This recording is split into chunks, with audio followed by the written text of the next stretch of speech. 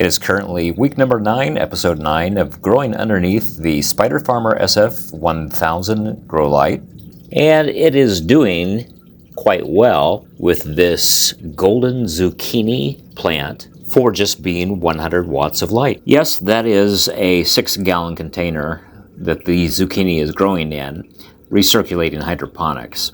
And from the last episode, you could tell that the growth has exploded. The plant is much larger. I've seen a flush of male flowers as well as golden zucchini fruits forming, and the leaves are enlarging as well. I did make a couple adjustments, one of which was the plant had grown up to about 8 inches from the light and the PPFD was a little too intense. So I did increase the hanging distance of the light to get 18 inches above again. Since the plant is more mature, I set the dimming knob up to 60%.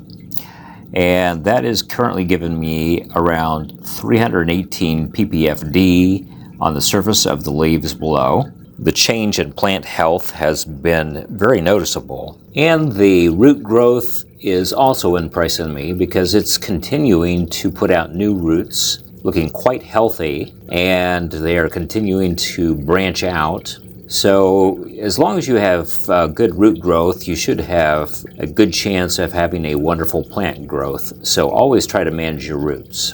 For a video update next week, I am really hoping to see some enlargement of the golden zucchini fruits that you see here. And hopefully we can begin to pick off some baby fruits for preparing in the kitchen. If curious, this is the inside of the same model grow system that I'm using for the zucchini plant. As mentioned, it's about 6 gallons.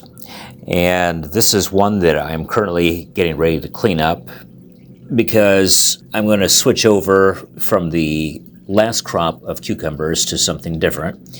The pump down at the bottom is screwed in, and that's a point that has to be maintained quite frequently to be able to keep that clean of roots, even though it has a sponge pad to filter. What you see here are the interior components. That is actually turned upside down, but the tube that's sticking upright connects to the pump, and the black tube that's at the bottom there is the water or nutrient level indicator. So to date, I have been quite pleased with the Spider Farmer grow light and looking forward to closing out this grow around episode 16 and letting you know if there's any other developments that you should know about regarding this particular setup. Thanks for watching. Be sure to like and subscribe for more videos, and happy gardening.